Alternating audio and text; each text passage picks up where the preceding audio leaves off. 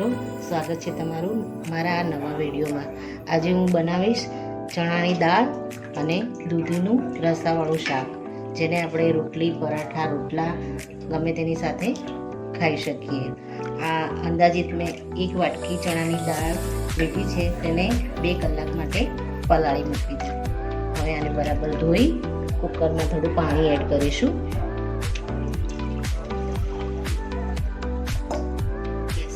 કરી થોડું મીઠું એડ કરીશું।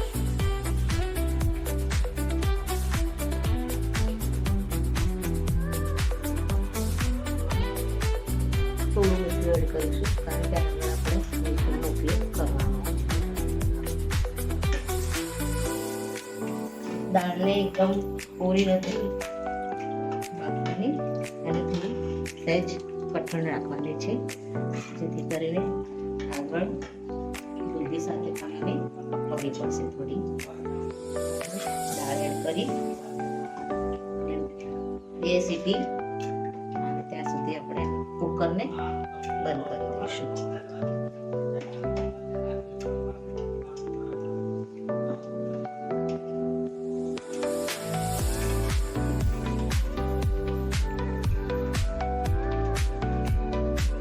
દાળ આપણે એડ કરી દીધી છે।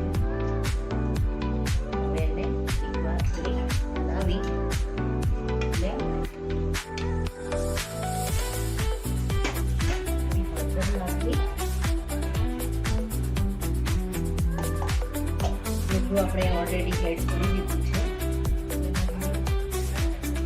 હળદર એડ કરી દઈશું અડધી ચમચી।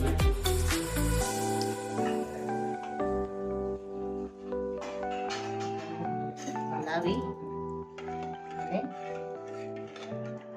2 સીટી આવે ત્યાં સુધી કુકરને આપણે બંધ કરી દઈશું।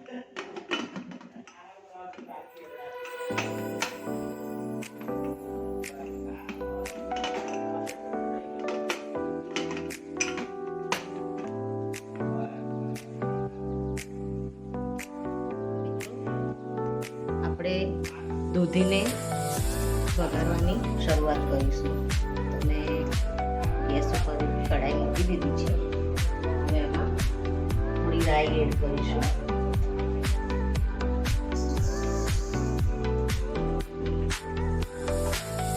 રાઈ પતરે પછી એમાં થોડું તેલ એડ કરીશું।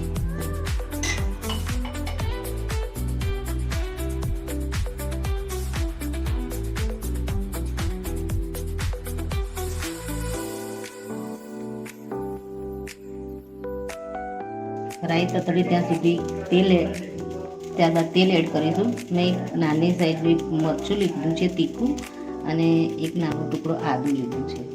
આદુને થોડું છેડી દઈશું।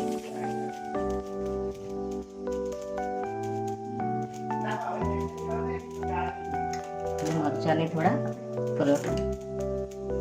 ચક્કા વડે ઝીણા ઝીણા સમારી દઈશું।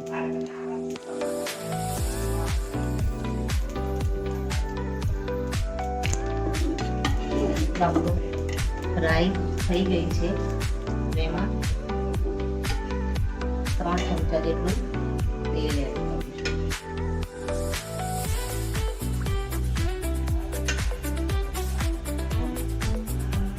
4 ચમચા જેટલું તેલ એડ કરીશું।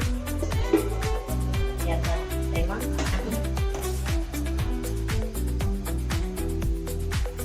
5 થી 7 લીમડાના પાન એડ કરીશું।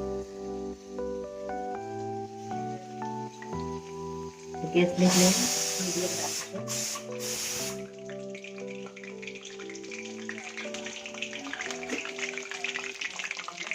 લીમડાના પાન સંતળાઈ ગયા છે। હવે અમે આદુ અને મરચાંની જે આપણે પેસ્ટ તૈયાર કરી છે એને આપણે અંદર એડ કરીશું।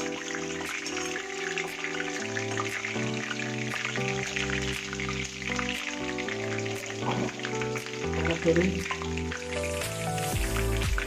મીઠું એડ કરીશું। હળદર એડ કરીશું।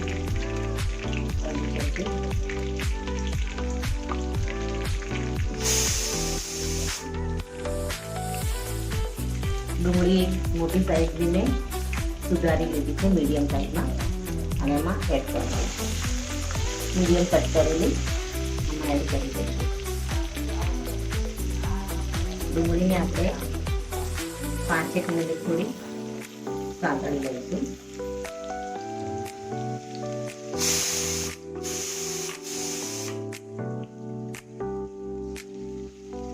હાઈ ફ્લેમ ઉપર થોડી સોફ્ટ થાય ત્યાં સુધી હલાવીશું.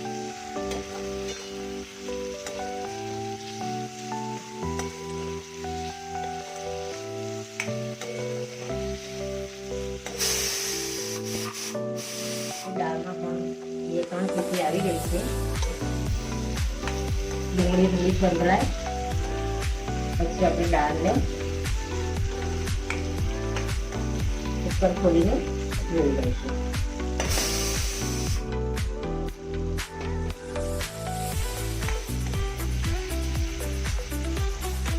હવે આમાં મરચું એડ કરીશું. તીખું મરચું છે તો એને હું અડધી ચમચી એડ કરીશ મીડિયમ સાઈઝની.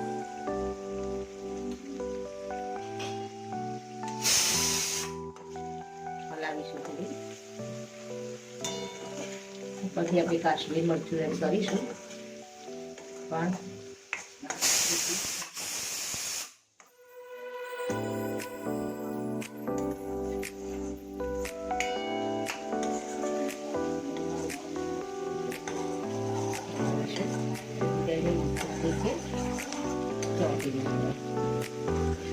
देखो मित्रों, डુંગળી ફ્રાય થઈ ગઈ છે મસાલા સાથે. હવે આની અંદર આપણે દૂધી એડ કરીશું. દૂધીના પણ મેં એક મીડિયમ સાઈઝની દૂધી લઈ અને એને આવી રીતે મોટા મોટા પીસ કટ કરી લીધા છે. મોટા પીસ કટિંગ કરી લીધા છે. પાણી અંદર એડ કરી દઈશું.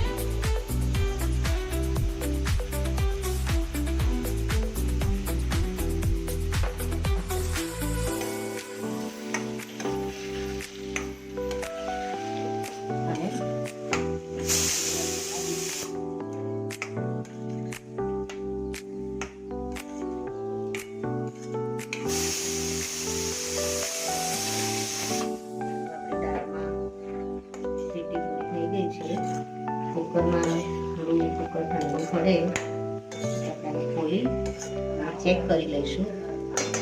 આને હવે થોડી વાર ઢાંકીને ચડવા દઈશું.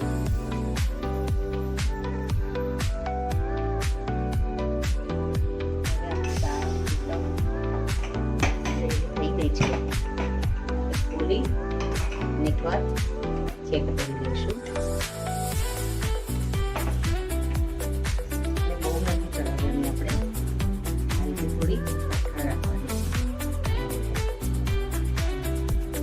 પ્રેશર કરતા તૂટે ને એ રીતની રાખવાની છે, કારણ કે હજુ આની સાથે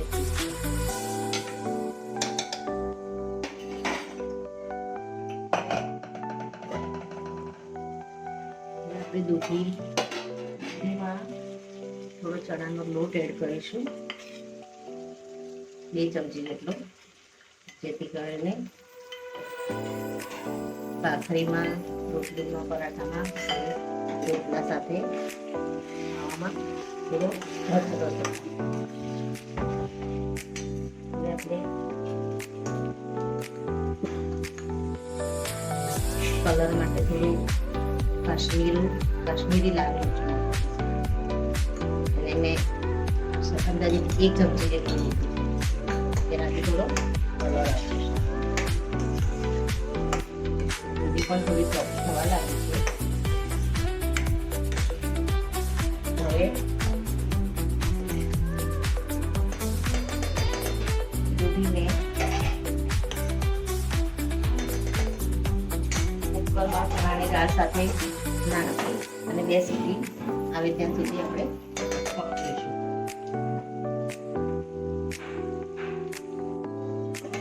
તો મિત્રો હવે આપણે શાક થોડું જોઈ લઈશું. દૂધી એકદમ સોફ્ટ થઈ ગઈ છે ડુંગળી સાથે એકદમ. શાકનો કલર પણ સરસ આવી ગયો છે. ચણાનો લોટ પણ અંદર મિક્સ થઈ ગયો છે. હવે આને કુકરમાં કાઢી દઈશું.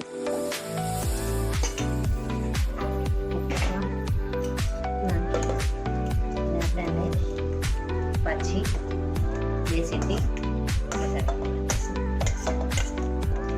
પાણી એડ કરી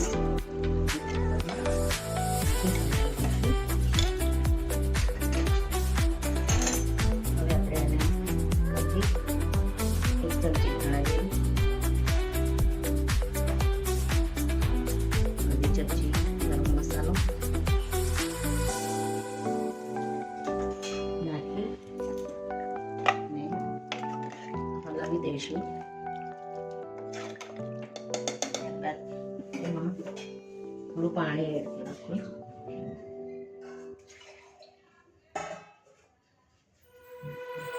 પાણીથી હલાવીએ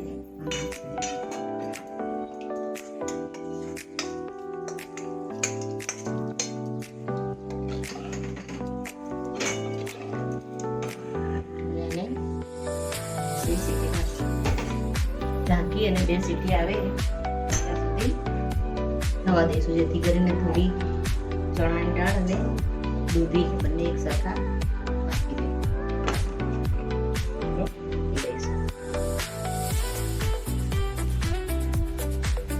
તો મિત્રો, હવે આપણું દૂધી અને ચણાની દાળનું મસાલાવાળું શાક તૈયાર થઈ ગયું છે. હવે એને આપણે ઉપરની સીટી ખોલી અને ચેક કરી લઈશું. એકદમ ગાઢો રસ્તો થઈ ગયો છે. હવે આને આપણે સર્વિંગ બાઉલમાં એ પહેલા આપણે થોડી ચમચી જેટલો લીંબુનો રસ એડ કરી દઈશું. આપણે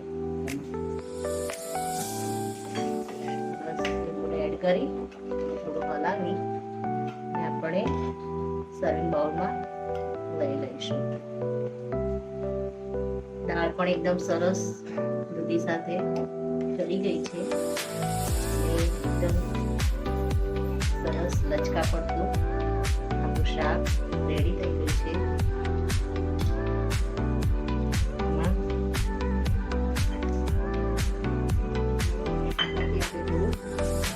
મસાલો નાખી દઈશું.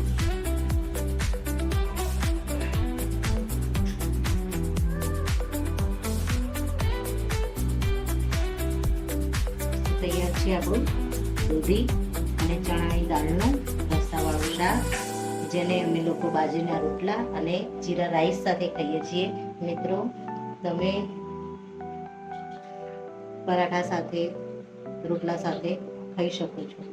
મિત્રો, મારો વિડીયો આ તમને સારો લાગ્યો હોય તો લાઈક, શેર અને સબસ્ક્રાઈબ કરજો. Thank you.